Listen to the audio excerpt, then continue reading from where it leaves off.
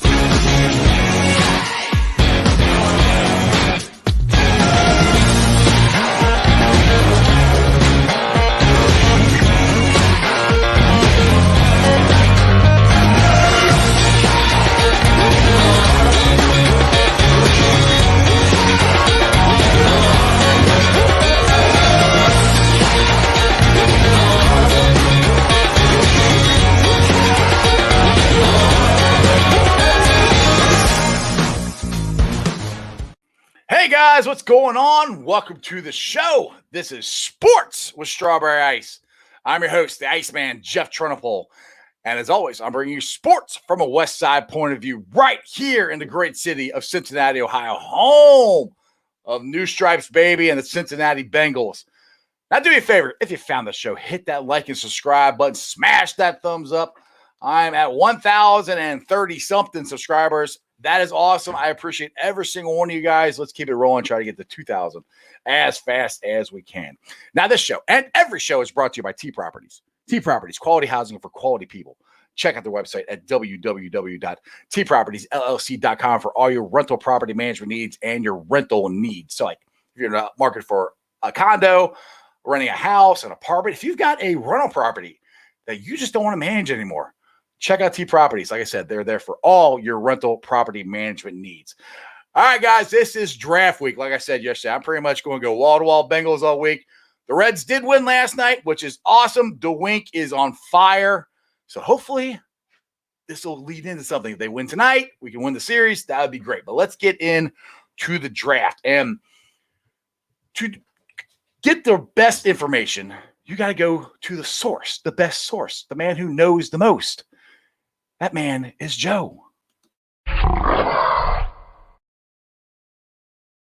What's up, Joe? What's going on, man? What's up, man? Doing good. That's quite an intro there. I don't know about the best. Maybe at one point, but not anymore. Did I build you up enough? Was that good? Yeah, I like that. All right, man. So, as people out there may or may not know, we were on Zim and Ace's podcast, Orange is the New Black, the First Civil War. And we were on Team Chase. So I just want to throw it out there. State your case. I like letting everybody do this. Last time you were on other podcasts, I know that, but last time you're going to be on my podcast, actually first time you're on my podcast, state your case. Why should the Bengals draft Chase? Well, to be clear, Zim reached out and said, hey, can you make a strong case for Jamar Chase? And I'm like, of course I can. Okay. Of course I can make a case. But I can also make, if Ace would have reached out first, I could have made just as strong of a case for Penei Sewell. It just happened to go that way. But all right, I will real quickly. So which way are you? Which way are you then, I guess? In a vacuum, if I was just to pick one player to help this team this year, I would pick Penei Sewell. Okay. And I would do that because I think to get an elite tackle, you guys usually draft them in the first round. They look like this. They're athletic, they're big, and what he did at 18 and 19 years old last time we saw him was freaky stuff, even though he's not a finished product. So I believe he's going to reach that plateau, that where everyone thinks he's going to get. Having said that, I feel the same way about Jamar Chase. He was young, he's a freak, and he's going to reach his potential. He's very safe prospect. Right. But Penei Sewell, in terms of getting a tackle, it's harder to find them later in the draft the more you go. Normally, I think this class is different, and I think the receiver class is different than what we've gotten used to the last couple of years. And that's when I start to weigh myself and go, well, if you got him close, you kind of got to plan the second, third, fourth rounds as well. Right. And if you do that, you start to lean towards Team Chase. And I think that's what the Bengals have done. Yeah, that's the biggest reason that I've said Chase. I'm Team Chase, because to me the drop off between Chase and Waddle and the Heisman Trophy winner, Devonta Smith. Yeah, Devonta Smith and Pitts. The drop off between those guys and the next is huge. To me, I think it's bigger than the drop off between Slater and Sewell and Leatherwood. If Leatherwood's there, I keep saying I want him in the second round. I have no idea if he's going to be there or not. There's a chance. I think it's a 50-50 coin flip. But that's why I think for the Bengals and what they need and what they can accomplish in this draft, that's why I'm Team Chase, and then you go with Leatherwood in the second round. Now, I don't know if he's going to be there. Do you think there's a chance of him being in the second round, Leatherwood, that is?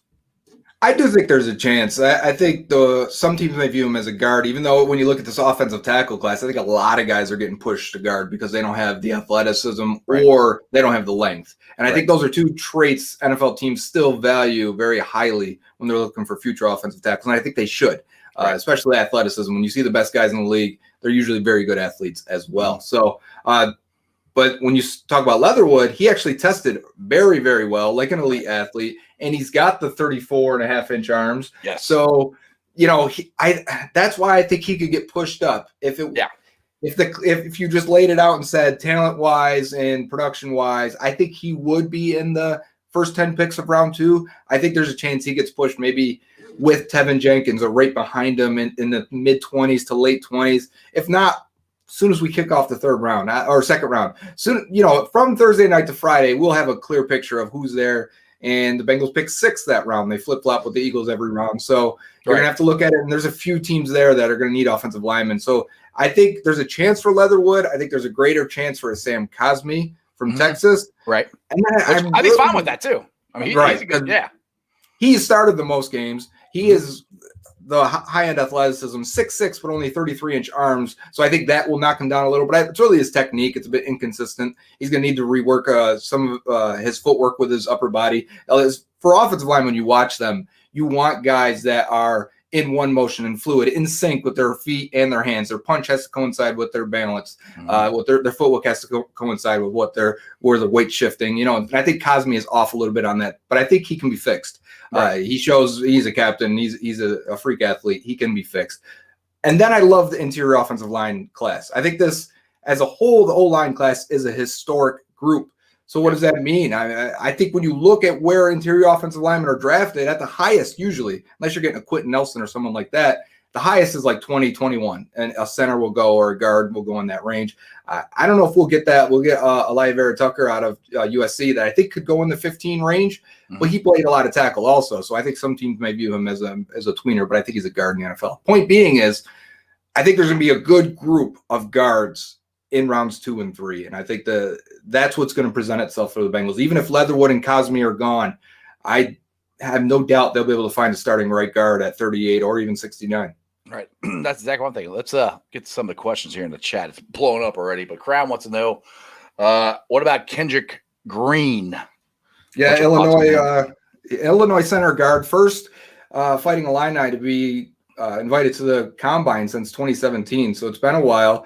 And he is a freak. He's a very, very good athlete. Recruited as a defensive tackle, though, and you see that sometimes in his naturalness, if you will. He just at times he's like overextending or overrunning. That's a better way to put it. He overruns at the second level, so he climbs up. He's supposed to wall off the linebacker, and you see him get too far or get over his feet a little bit too much and go off balance. So it's technique stuff, it's experience stuff, it's timing stuff. I think that can all be fixed. You want to draft the high-end athletes because they're going to figure it out. Because even if they don't, even if they have technique issues, they're going to win with their athleticism. I really like him as an upside guard. I think he can go in the 3rd round. I think there's a chance he's there in the 4th round. It's hard to say. He's in that mix with that. Maybe not the first group of interior O linemen that'll go between 20 and 40, but in that next group, but in the bottom half of it. So I think he can go in the 60 to 80 range. Again, the Bengals pick 69 right there.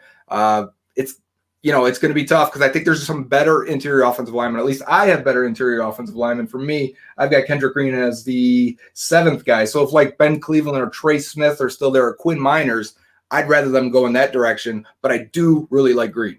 Yeah, I mean, I think there's a good chance that they could double down in the second round and third round at offensive line. Probably, like I said, probably a guard. But the thing with me that only might change that is if there's a good edge in the third round. And to me, if there's a good edge in the third round, because edge isn't that there's not that many good edge rushers in this draft. There are some good ones, but there's not a plethora of them like there is offensive linemen. So to me, if third round, if there is an edge that they got their eye on and he's still there, I think they might take that. Is there any chance? Do you think there might be some good edge rushers in the third round? Edge is hard to project outside of round 1 or even the top 40. They usually get overdrafted. So they're going to get like quarterback. They're going to be picked before probably their value is actually at the most. It's rare you get that Carl Lawson in the 4th round. And he had some injury issues. He didn't test as well as he should have, as what he looked like on tape when we watched him for those 4 years with the Bengals. Right. I do think in this class, there was a lot of guys that could be there in that range. And whether that's a Peyton Turner from Houston, or maybe it's someone like a Adeo Adebengo out of Vanderbilt, who is a 6'6" guy. He looks like Carlos Dunlap, but they kicked him at defensive tackle a bunch, and he's got these 35 and some change in arms. He didn't get the test because he got injured. I think it was right before the Senior Bowl or during Senior Bowl practices, and I think he would have been a 2nd-round pick. So he's a guy that's going to slide around maybe 2 rounds. And if he does, that's someone I've mocked to them in the 4th round range. But I do like Peyton Turner from Houston. I'm going to mention him a few times because I think it might have been SI or NFL.com. I forget which one had them mocked to the Bengals. Bengals were there for his pro day down in Houston. I believe it was position coach working him out too, and he tested really well. But he didn't go against anyone, man. He did his thing this year. In the handful of games they did play, but there was really no competition for him. But that's how it goes sometimes. You got to take what it is and say, well, especially this year, the way the pandemic and everything's happened. You got guys that opted out, guys that were injured. Exactly. So, some guys that played only 4 or 5 games. The thing for the Bengals though at edge is I think they've got about 600 snaps they still need to fill. You got to remember when we sat here last year at this point, we thought we had Carlos Dunlap, Carl Lawson, and Sam Hubbard, right? The Bengals like to play a lot of nickel defense, and when they do, they kick Sam Hubbard in, the defensive tackle, and it would be Lawson and Dunlap on the edge. Well, Dunlap's not here. Lawson's not here. You still want to kick Sam Hubbard inside because that's where he's good. It's like when we talk about receiver, you want to put Boyd in the slot because that's where he's at his best. So you bring in Trey Hendrickson to replace Lawson, and even if that's a 1-for-1 and you don't feel like you lost anything there, you're still missing that other defensive end. You hadn't replaced Dunlap yet. That's exactly that's where I'm at. That's why I'm like, if they don't address it in the draft, they gotta go get somebody in free agency. I think because that's a huge loss. I mean, no matter what everyone thinks about how Carlos Dunlap played last year with us, it's still a loss, and that's still something they have to replace. Yeah, they're going to have to take a defensive lineman if they don't. At 69, let's say they go 1st round wide receiver, 2nd round offensive line, right? Take the best O lineman there. It's at 38 because you want a starter in there, and it's been a need for a long time, right? And I think people would freak out if they didn't draft O line at 38. So I do think there's a chance, though. There's a top edge guy still there, Gregory Rousseau or Jason Oweh, or maybe it's Aziz Alouari that just tested. A report was that he's got a knee issue. If those guys are still there, I could see them saying, you know what, how do we bypass this edge guy that's going to play 600 snaps over a right guard that we think will still be there, Ben Cleveland in round 3. Right. And I know people will panic for a little bit, but it'll only be a couple hours until they get their offensive lineman. But I could see that scenario. But if they don't go, if they go O-line on day 2, which is possible, I think the pass rush is going to be a weakness again. And you're going to have to come back out of this. You can't take a 4th round guy or a 5th round Kareem last year and expect those guys just to hit the ground running and play well as rookies. That Carl Lawson stuff is extremely rare. They're going to have to come out of the draft and say, okay, who are the best edge rushers out there? Was Justin Houston signed or is Kerrigan signed? We need to go get somebody. Yeah, that's kind of what I think they're waiting on to see, obviously, what the draft holds and what leads them to what they're going to do with the rest of the free agency here. We got another question here in the chat from Nick. Joe, how would you feel about Landon Dickerson in the 2nd? Normally, I would say give me that guy. He looks tremendous. I think for me, based on film, if I remember correctly, and I do, he's the highest graded guy I have for the interior offensive line based on film. Now, he couldn't test because of the injury. I try not to target those guys. Then you see reports lately that teams are really scared. He's never really even finished a collegiate season because he's been hurt every single year. I like him as a guard center. He's a huge center if he plays center. I really like him. If he was clean bill of health, he probably goes 24 to the Steelers, 23, wherever they pick. But so if you get him there in round 2, you have to consider it. I just wonder, are the Bengals in position to take that risk? If they draft an offensive lineman at 38 that's got some injury history, they got to hit. And and he doesn't play this year. They can't do it anymore. They can't do that. They've got to be smarter about the guys they pick. You look at the recent history of guys that did not test that the Bengals drafted, from going back to like Chase Kaufman or Cedric Ogbuehi, Billy Price. I mean, when they can't test, they can't prove what you thought you saw on tape. Right. What you see in the skills you see, if you're really good at it, you feel confident in what you're watching. But it can trick you. It can be a lie. The tape does lie. You think that guy's running fast. You think that guy is athletic.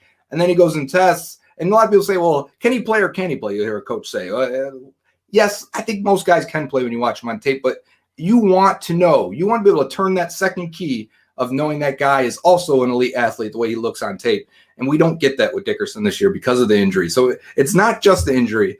It's the risk factor of not being able to confirm what you saw on tape. And because of that, I wouldn't be surprised if we're talking 3rd round for Dickerson. If he's still there, I wouldn't be surprised if he was there in the 4th round. These guys with these injury histories.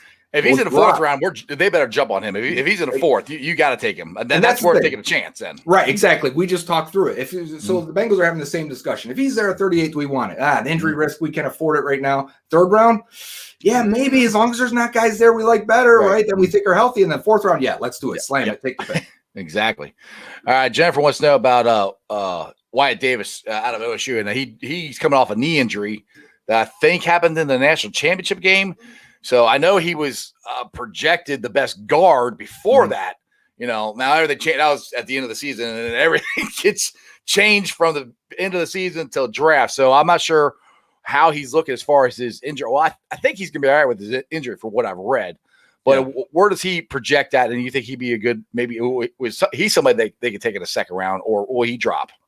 I think we're talking the same situation where you can't confirm the testing because of the injury, even though he should be fine. Again, I would have liked to have seen him test. I think he dealt with the knee all year, to be honest, because he looked a little stiffer. He didn't look right. I thought he looked better the year before. I think he's a starting right guard, though. But, because there's some risk there with injury without being able to complete his profile as a prospect, I tend to not target where he would grade on tape. Like I said, for me, I think 38 would have been fine had he had done everything. I think there's a chance he goes closer to 60 on draft day, which maybe just before the Bengals hit in round 3.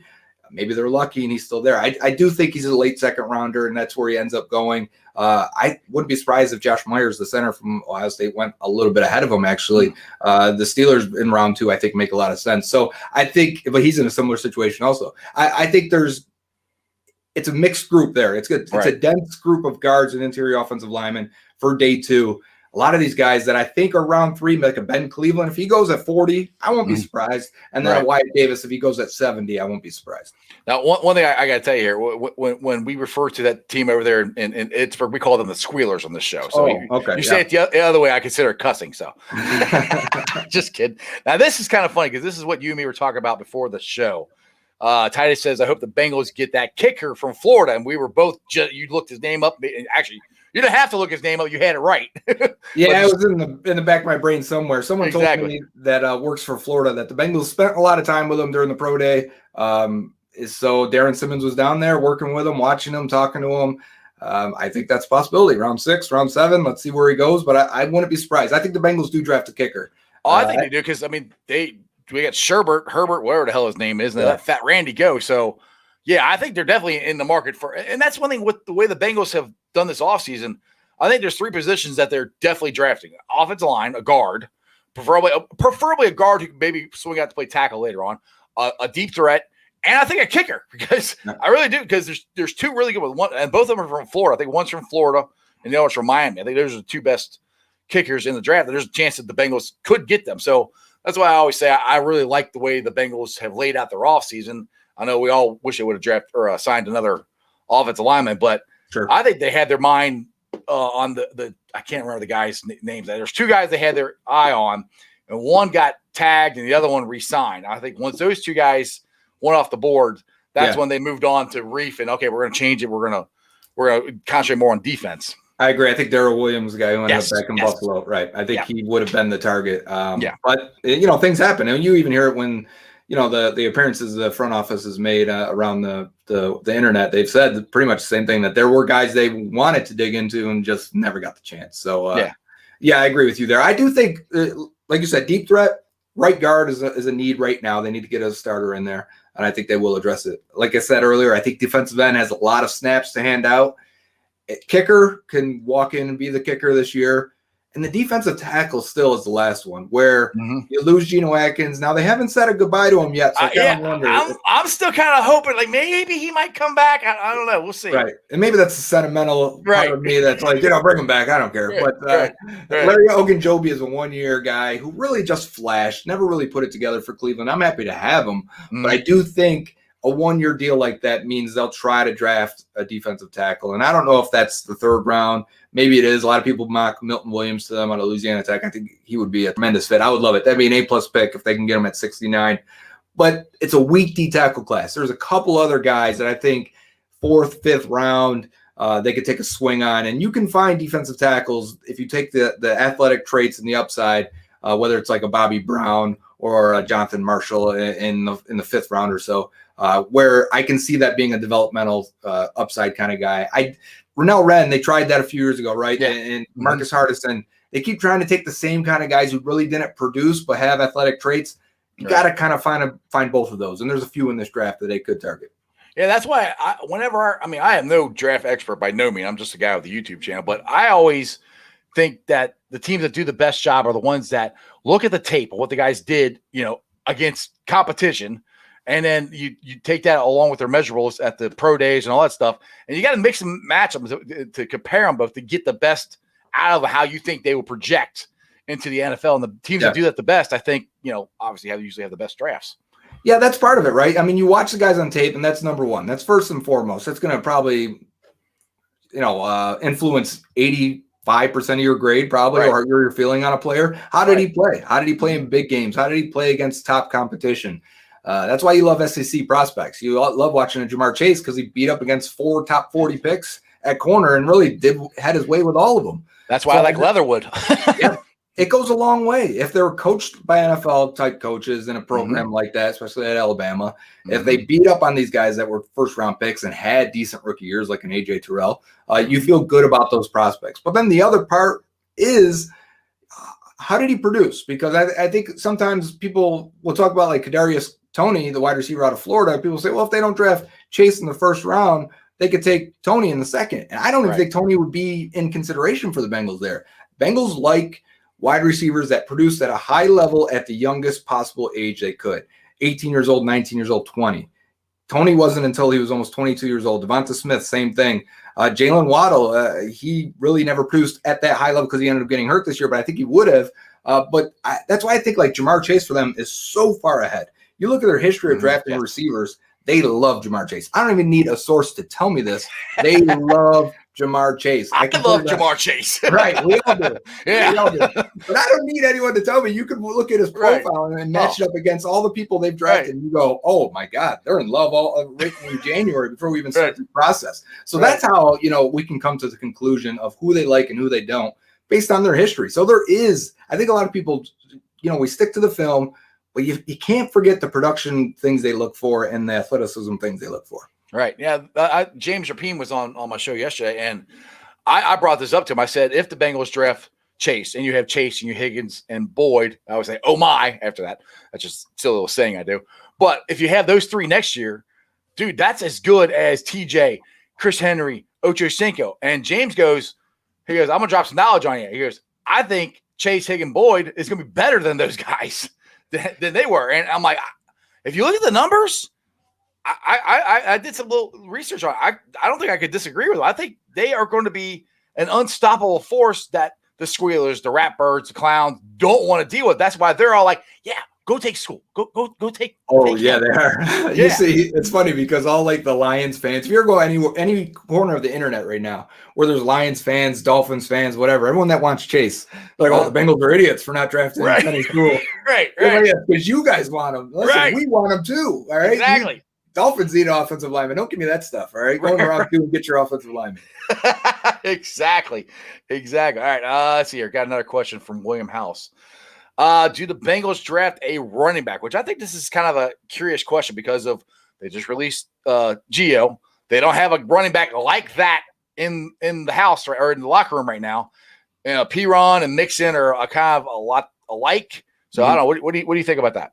Yeah, I do think it's interesting. A lot of people point to the money for Gio, why it was released, and obviously that's a factor, but I think people may be looking at it the wrong way. I think the money is more about Mixon. They paid Mixon to be their every down guy, and even when both guys were healthy last year, think of the Chargers game, think of the Colts game, where they had to drive down the field to score and win at the end. Joe Mixon's not on the field. They trust Gio to come out and be the pass-protecting running back. Right. He has played more snaps than all his competition. He ended up playing more snaps than Jarvis Green-Ellis, Jeremy Hill, Joe Mixon in a lot of years because he's the passing game running back. People look at the carries and say this is a starting back. In my opinion, Gio's been pretty much a starter this whole career here. And I know he's not getting the carries, but snaps are important. Pass protection is important. So I think what this means is Joe Mixon is now the passing game back. It's not going to be P. Ryan. I don't think that's right. I think it's going to be Mixon. He's going to be out there. So more catches for Mixon, maybe less carries. Maybe those carries go to Samaje P. Ryan, right? Maybe Mixon ends up more of a stat line with 20 carries and 5 catches or 15 and 5, and P. Ryan can get 5 to 8 to 10 carries as a relief guy. I think that makes more sense. I think that makes your offense better by getting Mixon out there more often. If you remember that draft class, Mixon was up there with Alvin Kamara and Christian McCaffrey in terms of receiving backs coming out. And now he's getting less catches than Leonard Fournette. And that just doesn't make any damn sense to me. Right. So long answer here. Are they going to draft a guy? I think they need more talent in that room. Rarely is like a Travion Williams. You can draft this guy.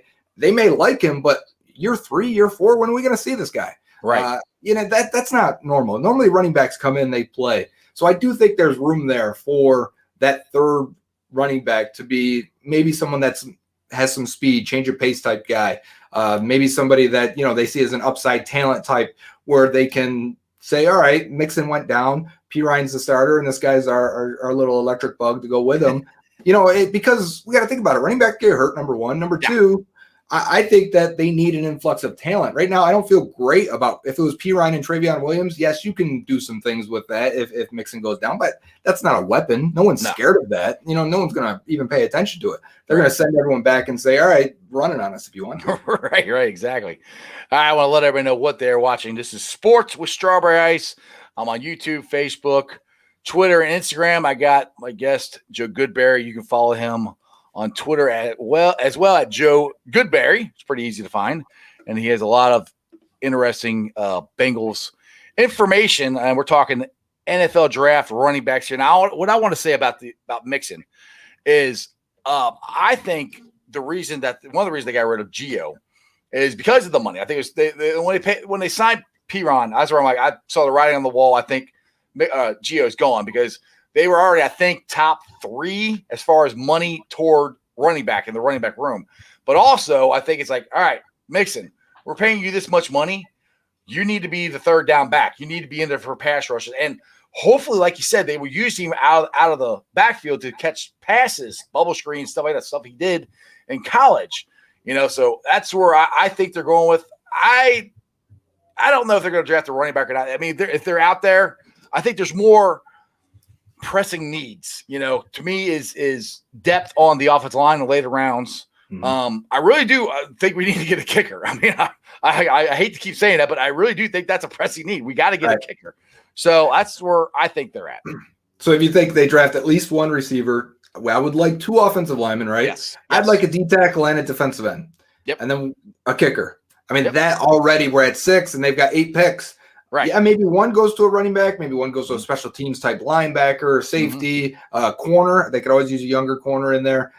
Me personally, I think they need a third tight end still. And this guy may be a number 2 or I think if you go in the 4th or 5th round and there's an athletic type tight end still there, and I really haven't watched any of them, so I'm just shooting out of my ass right here. But point is, if there's one and they like one, then I can see that pick completely because Drew Sample, I think, is what he is. He's a blocking guy. He's got decent hands. He is not scaring defenses at all. CJ Uzomah's coming off a major injury. I do like him, but I think at this point, at best, he's just an okay type tight end.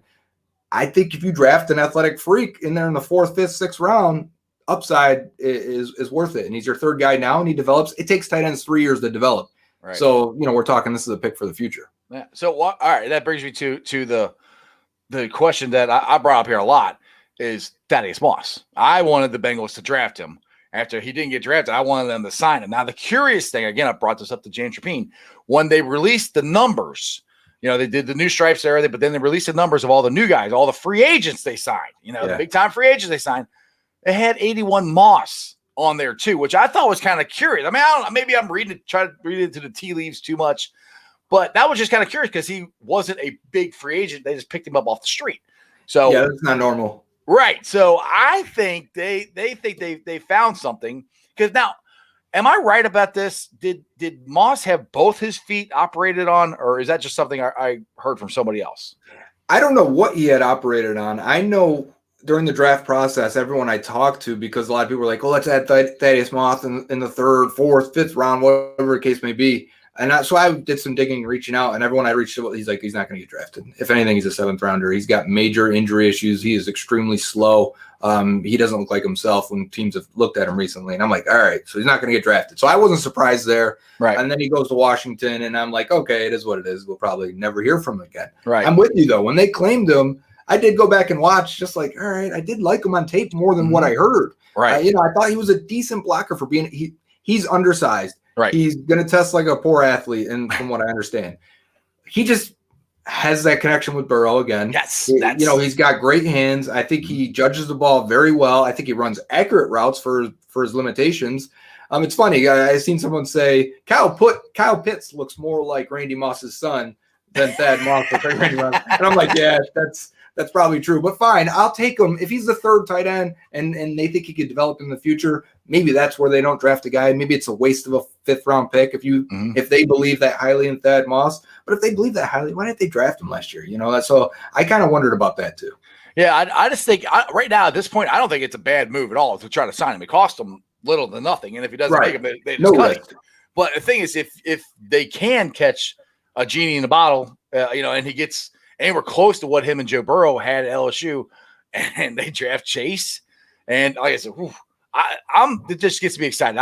I think he's by no means do I think Thaddeus is going to come in here and ball out like he did at LSU, because if he was going to do that, he would have already done it.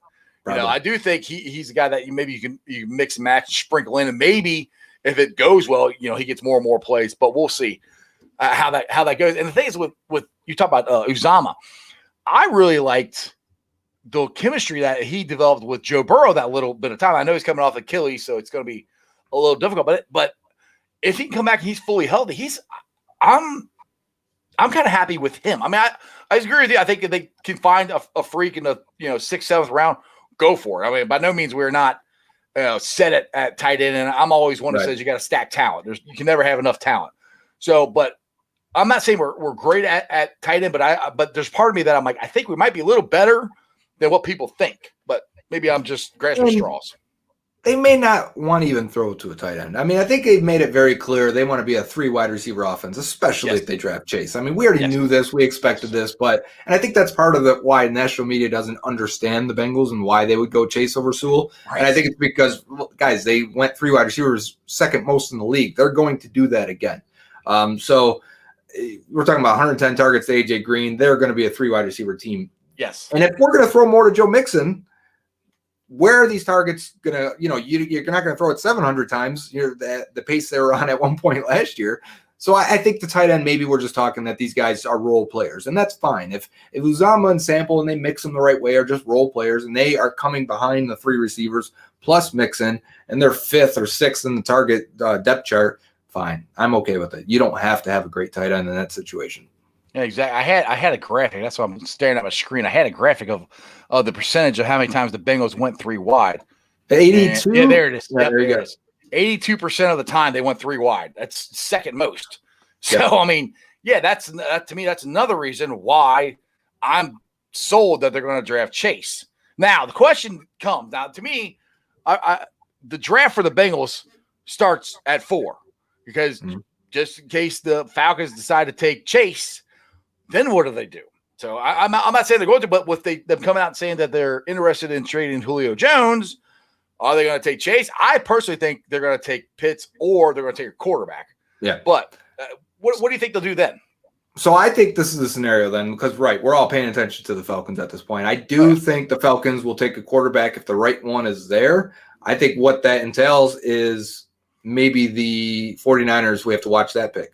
If the 49ers go Mac Jones, then I think the Falcons will go, okay, we'll take Trey Lance. And maybe it's Justin Fields. I just feel like it's Trey Lance. And if the 49ers go Trey Lance, then I'm interested to see where the Falcons feel about Justin Fields at number 4. That may be the scenario where they go, okay, we'll take Kyle Pitts, or let another team come up and get Justin Fields if they don't feel as confident. Maybe that's the Broncos or the Lions or whatever the case may be. Patriots, whatever. Point is, then now for the Bengals, even if Pitts goes or the quarterback, I don't think either one is a concern for them. I think they feel like as long as the Falcons don't take Jamar Chase, they're drafting Jamar Chase. Like I feel like that's the goal. That is their mindset. That this is how they're looking at it. They're going to take Jamar Chase if he's there. So devil's advocate, what if they do take Chase? That's exactly where kind of what do they do then? I think they take Sewell, but go ahead. If the Falcons take Jamar Chase, the Bengals will then listen to calls, because at that point, that means three quarterbacks went. And let's say Mac Jones goes to the 49ers, because I don't see any other team really connected in the top 10 to Mac Jones. So we should hope that the Falcons go with Mac Jones. And then if the 49ers go Mac Jones, and if the Falcons go Jamar Chase, the Bengals will then receive calls, I say, from could be the Panthers, could be the Lions. Patriots, Broncos. There's a few teams. How far do you want to go? Do you want to go to Washington? Do you want to go to Chicago? Well, I say, how far down do they want to drop, though? That's the thing with me. You would have to, if for those other 3 teams, you would have to give them a haul. It would have to be an insane amount to the. I can't even fathom how it would go. A couple first round and second round picks for the next couple of years. Right. Enticing. You go drop back and get Vera Tucker out of USC. Or a wide receiver, or Rashad Bateman, or if Waddle's still there, whatever the case may be. But I think they would explore that. And if they don't get the deal they want, because I don't think they want to drop too far if they do. Yes. It would have to be like the Panthers at 8. And you're going to say, okay, so now quarterback goes in this spot. Then the Dolphins will take Pitts. Okay, as long as the Lions don't take Sewell. And if they do, then we go Slater at 8 or 9, wherever they fall. I think they'd be okay with that. If they can't trade down in that scenario, then they take Penei Sewell at 5 and just live with it and try to find a receiver later. Right. Now, my question is because you're saying that that Trey Lance is jumping ahead of Justin Fields now. I think so. Why? What has Justin Fields done since the end of the year to now? Because I thought, honestly, he was going to be the number 2 pick in the draft pretty much all college football season. And now it's Zach Wilson. Now it's Lance from North Dakota State and Mac from Alabama. It's like they've all jumped past him. What happened? I don't know. I don't have a good answer for that. During the season, I did think that Wilson would end up being the number 2 quarterback. I just think old traditional teams, the way they look at these quarterbacks, sometimes that factors into it, and they would see Wilson and be like, "Oh yeah, that looks like Aaron Rodgers to me. Give me that guy." Right. I think that's what the Jets are thinking. But they're the Jets, and they're probably worse run than bottom 5 team in terms of that. I don't want to air the Bengals out, but there's some teams that are below them, and the Jets are 1. But point being is, I think the 49ers, it sounds like, wanted Mac Jones for whatever reason. I don't know why. I don't know why anyone really wants him in the top 10. Right. That's where I'm at. And then it sounds like, from reading the reports, that they said, okay, we like Mac Jones, let's move up. And then they're like, let's at least explore Fields and Lance to be sure. Let's make sure, let's do our due diligence, which you should do. Right. That's the process. And then they go, actually, we really like Trey Lance. And that's what it sounds like. So, and I can see why. Lance, man, he's big, he's athletic, he's the better runner of everyone in this of the quarterbacks. He's got a cannon for an arm. He ran a lot of play action. I think he threw 47% of the time the last year in college. That fits for what the 49ers probably want to do. Mm-hmm. Whereas I think Fields, I like Fields. I do a shadow draft. People know what this is, where I try to draft for a team every single year. So this year I picked number 4 for my team. I'm going to take Justin Fields if he's there because I want to upgrade at quarterback. So I'm going to take my concern with Fields, and I think other teams are feeling this because the game is changing a little bit, is how does he react off script? And what I mean is, you drop back, the defense is doing something different, or there's pressure in my face and I got to move, or my guy didn't run the right route and I got to adjust. what makes Patrick Mahomes so good? What makes Aaron Rodgers so good is after 2.5 seconds, it doesn't matter. Joe Burrow's got this trait, right? Yes. He'll make something happen. He'll make it happen. Mm-hmm. Andy Dalton did not have that at all. It killed them in a lot of ways, in a lot of games. You would see the Steelers clapping on the sideline because Andy Dalton's throwing it away on 3rd and 4th down, and that just killed me. So I think Burrow has that. So when I watch Fields, even though he's athletic, even though he's got a cannon for an arm, his off-script ability sometimes, I look at it and go, I don't know what he's thinking or what his vision looks like there. It reminds me of Dwayne Haskins. And the problem there is, and you shouldn't compare helmets, right? But in schools, the problem there is maybe he was coached that way. Right. Maybe Ryan Day is coaching these guys, get the ball out here. If not there, if not run, whatever the case may be. Right.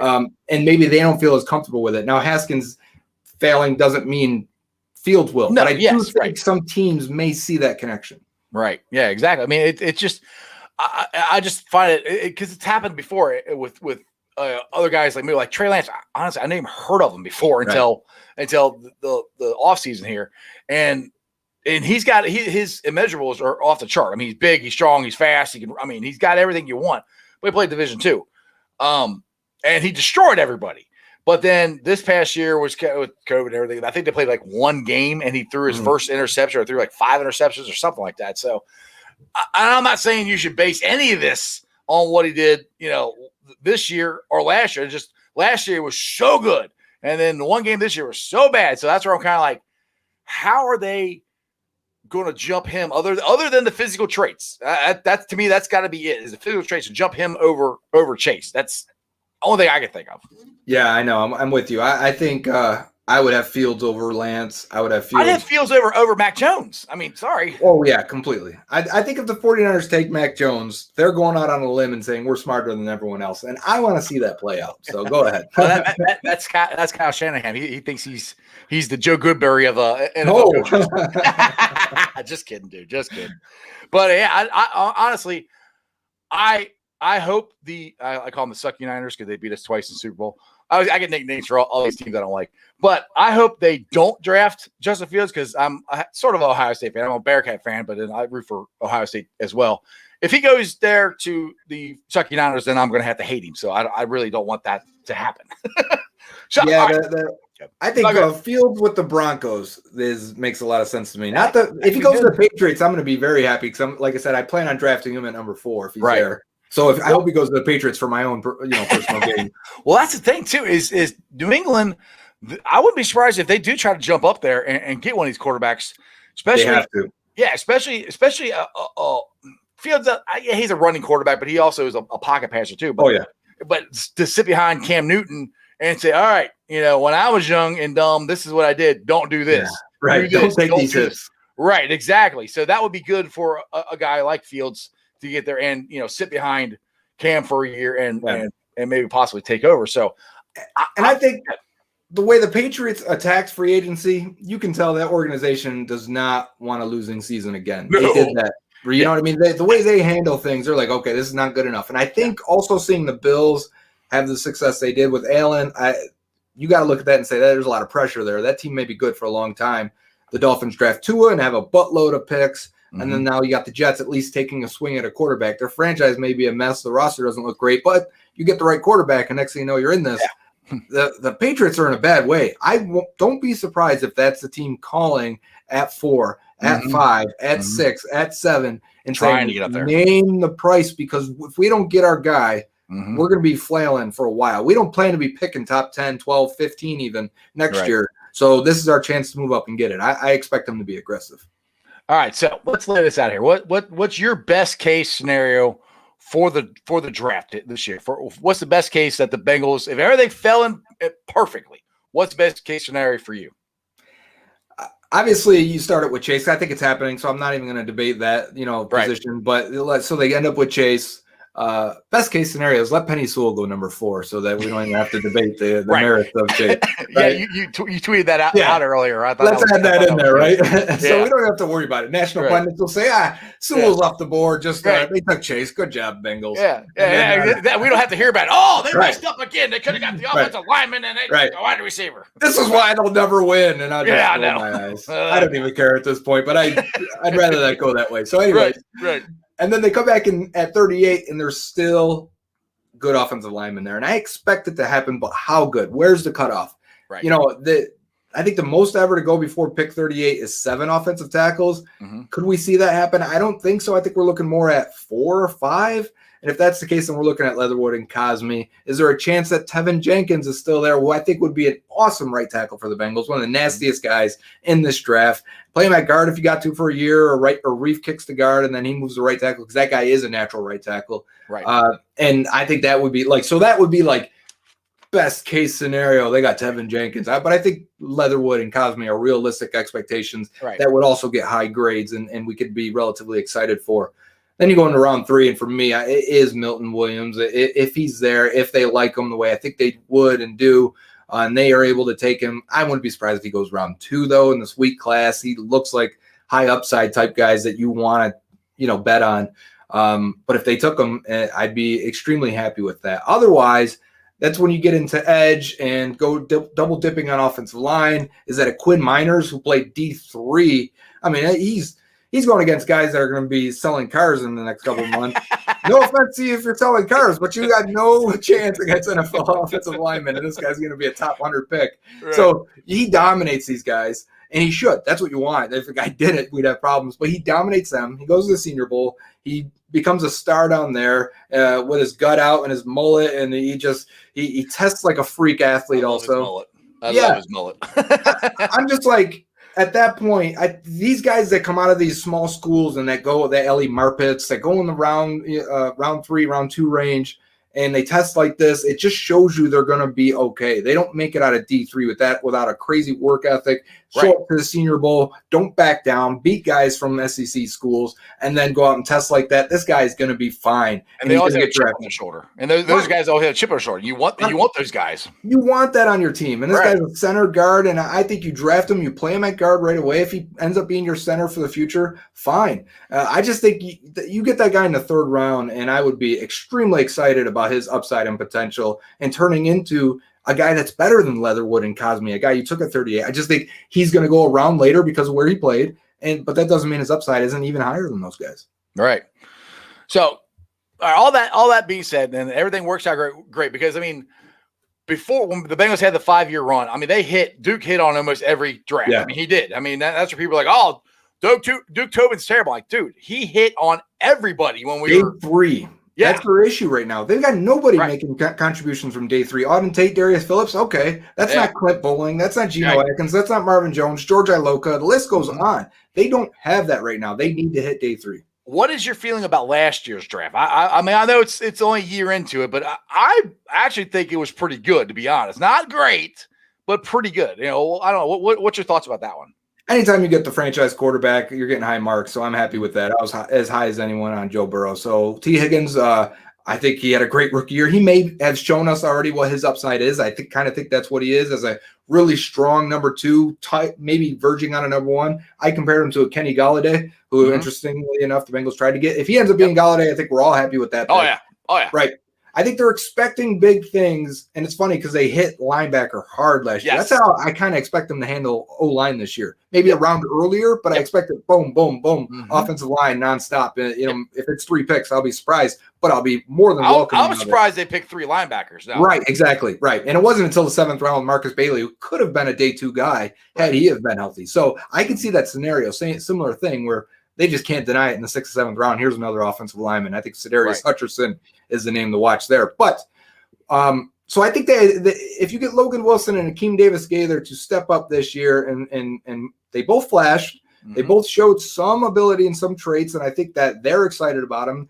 The part is hard for linebacker. The transition from college to NFL is as hard as any position right now. It's such a wide open game in college. You may have 3 defensive linemen in front of you instead of 4.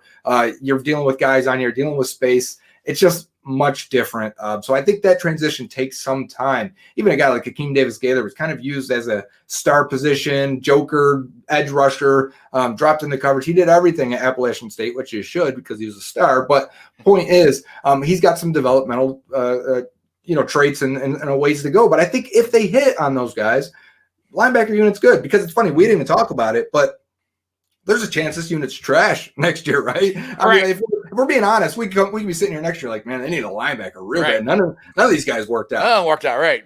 But they're both guys I liked. So I am hopeful, and I think they'll both, at the very least, one hits or one gives you solid contributions while the other one's a decent starter. I'll take that right now. And then when you go to Khalid Kareem, and I thought he played decent for a fifth-round guy.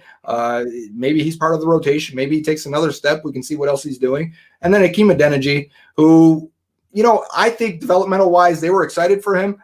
He didn't end up playing as good as they wanted. It seemed like they wanted to keep him at left tackle only and don't move him. Even when there were openings at right tackle and left guard, I think he played better at right, to be honest. Right. I thought that was interesting too. They didn't want to move him there until they had to, and then they're like, okay, here you are, and he was okay. Right.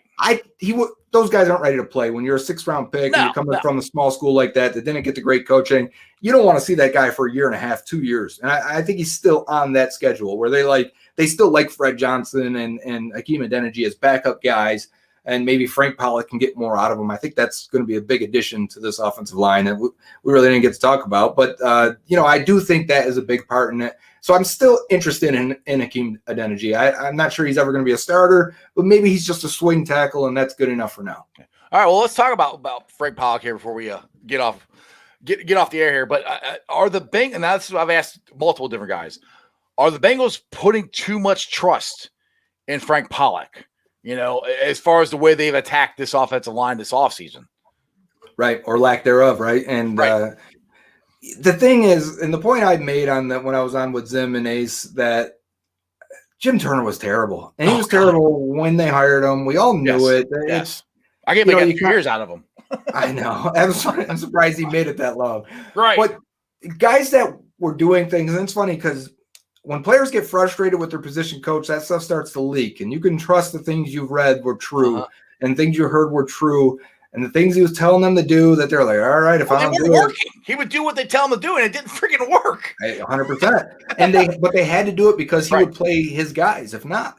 Right. And so, guys like Billy Price shouldn't have been this bad. The last 2 years, he shouldn't have been. You won't find out. Go read all draft prospects or draft reports and profiles on Billy Price. Mm-hmm. None of them will say he's not a starter. At the very least, he should have been an NFL starter at the average level, at the very least. Now, I didn't think he was going to be some superstar. I didn't think he was going to be great. I thought it was just you're going to get at least a guy that's going to start for you for 5 years, and that's okay. But he hasn't even been that. No. There's no reason he should have been that bad. There's issues with Jonah Williams that weren't there at Alabama last year, and I'm looking at him like, I know he asked him the two-hand punch like that because that's what Jim Turner does, and he got beat by it, and he shouldn't have got beat by it, and that's not something he's done before. So speaking of Jonah, Michael Jordan took no steps in development. Now, he's the guy he's the last guy we want to see on the field right now, but he should have been better. He should have taken a step at some point. Right. So I've got a lot of issues with the way the O-line performed. I think you've got sometimes in the NFL, you see guys that either make guys better or they make them worse. And I think we had a guy that made everyone worse. Yes. And so, to say the least, right? But so if everyone gets back to the level of what they could play at just baseline, now you're adding in a guy that I think is probably a top 12 to 15 O-line coach in terms of scheme and getting everyone gelled together. I've heard he's not the greatest with technique, but he's not the type that'll tell you not to go out and work on it with other coaches. He'll say, go do that in the offseason. I'll bring you back in here, and we're going to hammer down what we want on this play, on this design, on this scheme, and everyone's going to work better together. That was a bad O-line he had in 2017, or was it 18? Either way, 17. And, Joe Mixon looked great that year, right? And they had a decent run game. Even though the O-line wasn't blocking that well, they were able to get it done with the scheme. And I think at the very least, Pollock should get that going again. And I think it was very key that they gave him the title of run game coordinator. Yes. So, I do think they're expecting a lot from him. I do think they're going to give him a couple of draft picks. They give him Riley Reif, but I also think they probably said Adeniji, Michael Jordan, Fred Johnson, Jonah Williams, Billy Price. Yeah. There's some young prospects here. Two of them are first-round picks. Right. I mean, so and that's what I hate about saying about Jonah Williams, because I'm kind of like, I'm not saying he's a bust, and that by no means am I saying he's a bust.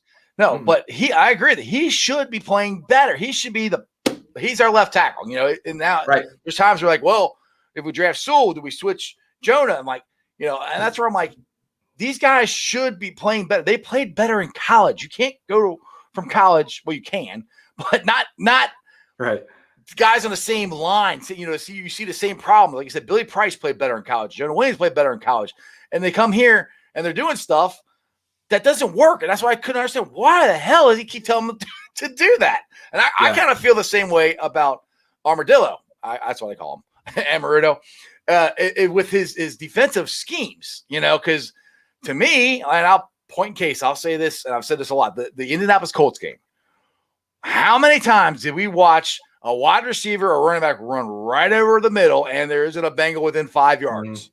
And to me, that's scheme. And he would have guys back up too much. And that's where I'm not – I mean, if he does great, I'm all for it. I want him to do good. But that's another one that I'm kind of surprised that they didn't get rid of him and they doubled down on him by giving him even more toys to try to play with. So hopefully he can get it together this year, and hopefully Frank Pollock can get it together. And if we hit this draft out of the ballpark, I think we got a shot to being in this thing. I'm not saying we're going to the playoffs, but we got a shot to be in it. The offense can be good this year. Right. And, the idea that you add a Jamar Chase, now the position group that's a strength on the team is the wide receivers. Oh, yeah. Now you got Burrow and a strong receiving group. Get a second-round offensive lineman, and Frank Pollock elevates some of the guys we've talked about. And we didn't even say Suafilo and Quentin Spain. Spain has played in this league and played at a high level. He shouldn't have been that bad last year. No, Spain is better than what I think people think he is. I think he's a good pickup, honestly. He's been a guy since he coming out of West Virginia and at Tennessee and at Buffalo. Every time he was available, I was like, I want the Bengals to take him. It's funny. He messaged me on Twitter. Was like, man, why are you always ragging on me? I'm like, dude, you should be better than this year. I know it's Jim Turner. You know it's Jim Turner, but you should be better. And that's kind of how I approach things. But point being is, I think you can start. I think Xavier Suafilo was a 33rd overall pick. We got 3 first-rounders with Riley Reif. Xavier Suafilo, a 33rd pick. Quentin Spain has played a lot in this league and has started and had good production. Trey Hopkins, who's a decent center.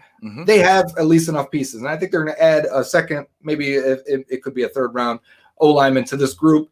And then Joe Mixon, if he's healthy and gets an increased passing game role, this offense can be good. Yeah. And it can be fun. And maybe the defense sucks. I don't really care. Put up 35 points and entertain me, please. Just go get a shootout every week. Right. That's one thing I will say is the way the offensive line is set up right now, it's better than it was opening day last year. I mean, it is. With Spain there. And like I said, Spain, I got a lot of respect for him because he came in and played the same week he got signed. And he never played in the same position. He would get switched during the middle of the game, and he still played pretty good. So, I mean, I know his Pro Football Focus ranking wasn't very high, but he's a corner left guard, and he barely got to play left guard. So, he had to play right tackle, and he did decent. I mean, he did what he had to do. I appreciate him to the fullest. And he did a good job, So that's where I'm like, I was happy they signed him. I think that's an upgrade at what we had. And if Frank Pollock can get Jonah Williams and Billy Price and Michael Jordan to where we all thought they might be. Right. Our offensive line is going to be pretty good. And the thing is, that I keep saying is you don't need 5 Panay Sewells. You don't. You need a cohesive 5 guys where there's no weak spots, where they go, okay, this guy's a weak spot. We're going to go after him. They're all working in conjunction, and you only got to hold the line for 3 seconds. Joe Burrow is going to get the ball out, and that includes going deep to chase. 57% of his throws last year were under 2.5 seconds. I think it was the 4th most in the league. Yeah.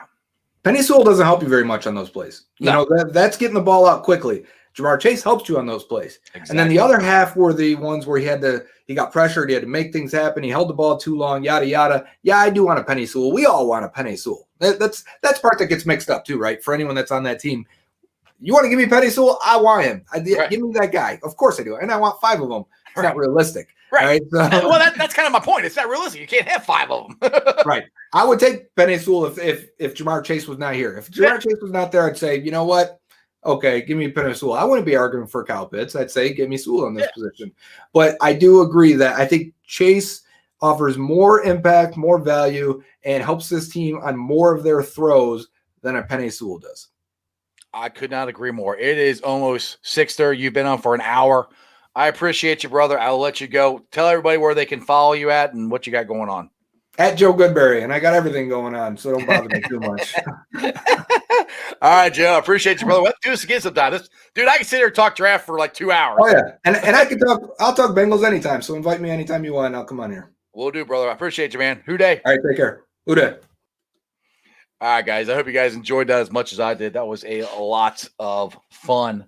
Now, tomorrow, I got it confirmed. It's going to be the guys from the Orange and Black Insider podcast, Anthony Cosenza and John Sheeran. They're going to be joining both of us. Now, Jeremy should be on the show tomorrow, I think, as long as everything works out, and we'll go 4 wide, and we'll be talking more draft. I haven't figured out what I'm doing draft night yet. I reached out. I'm trying to get some draft experts on here with me, see if they want to talk draft. So just to give you a heads up, Thursday, I'm either going to do my show at 5:30 like normal, or I'm just going to go on at 8 o'clock or whenever the draft starts and go from the number 1 pick down to the 5th pick. So I'm still working on some things there, but I will definitely keep you guys in the loop to let you know what is going on. Now, it brings me to the Facebook groups that let me live stream, and I appreciate every single one of them. They are Houday Nation, which is a great Bengals group. If you love the Bengals and you like meeting crazy Bengal fans, go check out Houday Nation. They have a lot of fun discussions in there. Same thing with Cincinnati Reds. Ryan Third heading for home. The Reds got a win last night. Let's hope they get another one tonight. DeWink is on fire. And somebody asked me where I got my Castellanos jersey in the chat. My wife got it from eBay. We ordered it like beginning of April, and I just got it today. So that's why I hung it up. So that's where I got it from. Bearcat Country, the Ohio State Bucknuts for all your Ohio State Buckeye fans. The Ice Bar, it's my show page. We do silly TikToks. It's a virtual bar. We go there and hang out. You follow me on all my social media platforms, all under Sports with Strawberry Ice on Facebook, Twitter, Instagram, and TikTok. Facebook, I've got 1,027 likes. I have 1,115 followers, which is awesome. Twitter followers, it's starting to get up there. I'm at 427. Nowhere close to Joe Goodberry, but I'll keep trying. And YouTubers, like I said, the original berries, I love you guys. I appreciate you guys supporting the show, supporting what I'm doing. I'm at 1,030 something subscribers. That is awesome. I appreciate you guys. Let's get that rolling. Try to get to 2,000. Yeah, hey, just keep trying to grow the show. And if you missed any of my interview with Joe Goodberry and you don't have time to sit down and watch the show for an hour, you listen to it on podcast. I'll be pulling the sound off later on tonight, and it'll be up probably within the hour at the most. But check it out at BeanPod, Apple Podcast, iTunes, Spotify, pretty much wherever you get your podcasts. Go there, make sure to like, rate, and review, and make sure you download it and tell all your friends about it. And I'm trying to get my podcast viewership up a little higher. That would be great. And other than that, as the great, I don't know if great, why did I say it's just Jeremy? Other than that, Jeremy, not known as Dimebag Dean, he's not great. He's just Jeremy. Come on now. Would say, remember one thing and one thing only. You don't live in Cleveland. You live in Cincinnati. So act like it. Houday Draft week, baby. It's Christmas. I can't wait. Thursday night, can't get there fast enough. I want Chase. And that's just sports, baby. See ya!